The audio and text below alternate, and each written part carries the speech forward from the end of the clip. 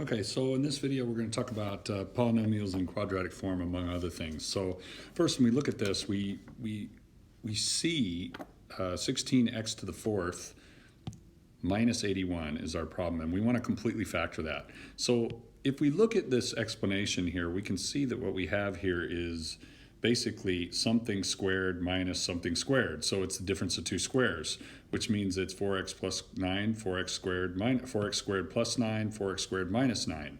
And then this can further be factored as 2x plus 3, 2x minus 3, which gives us this final answer, because the sum of two squares cannot be factored. Just making sure we remember that with the emphasis.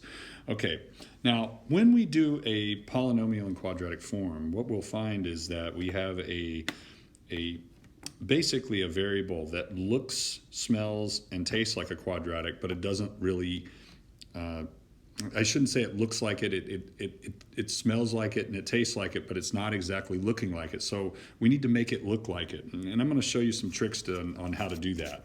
One of the ways you can do it is what we call U substitution, okay? So if I do a U substitution, I'm looking for what is being squared here, okay? In this case, 4x squared is being squared. So I say u equals 4x squared, and then I have basically u squared minus 81, which allows me to sort of immediately go straight into factoring u plus 1, or u plus 9, u minus 9. But u is 4x squared, and then plug it back in. We'll give this a shot on another problem. It'll be probably better to see it when we do it with another problem, but this is very simple when you have the difference of two squares. So now we've got this problem, 2p to the 8th plus 10p to the 5th minus 12p. So the first thing I'm going to do is I'm going to factor out the common factor, which is 2p squared. So once I factor that out, sorry about that, let's say factor out 2p squared, and that's going to be times p to the 6th plus 5p to the 3rd minus 6. Okay, now at first glance, this does not look factorable here, this second term here. But here's a key thing in looking at these problems that they don't look quadratic, but they smell and taste like them. Here's why. This is an even exponent, and this is half of that even exponent. So squared, what number being squared is p to the 6th?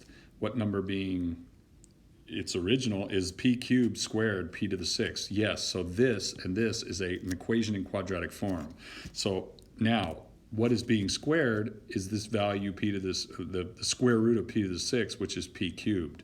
So p cubed is going to equal u, and now we've got u squared plus 5u minus 6, which is easily factorable to u plus 6, u minus 1.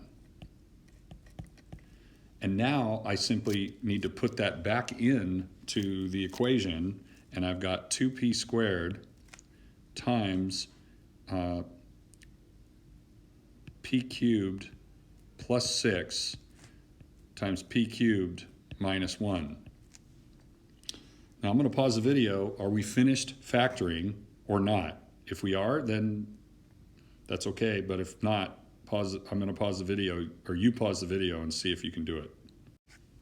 Okay, so in this problem, again, we weren't done. We had a difference of two cubes here, so we needed to factor that to make this factor completely. And this is this expression completely factored.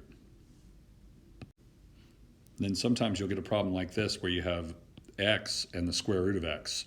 So in this case, it is a factor, it is a problem in quadratic form, 3x minus square root x minus 2 equals 0. So this is in quadratic form, but u is equal to the square root of x, okay? And so what we need to do is say this is now 3u squared minus u minus 2 equals 0.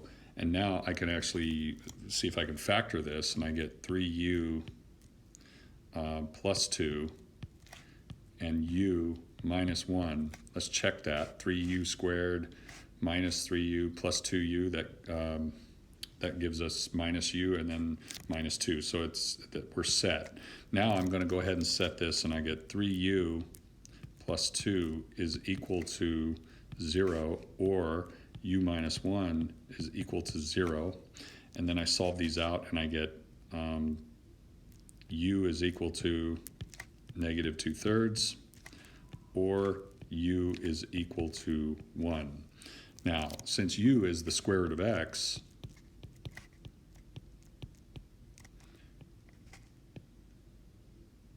I'd set the square root of x equal to these answers and then solve for x, which means I got to square both. So I'm just going to take x is equal to 4 over 9, or x is equal to 1. Now, I'll leave it to you to go ahead and plug those in and check them, see if they work. And there's the question I'll leave you with. Have a nice one. Go to the next video now if you're done. So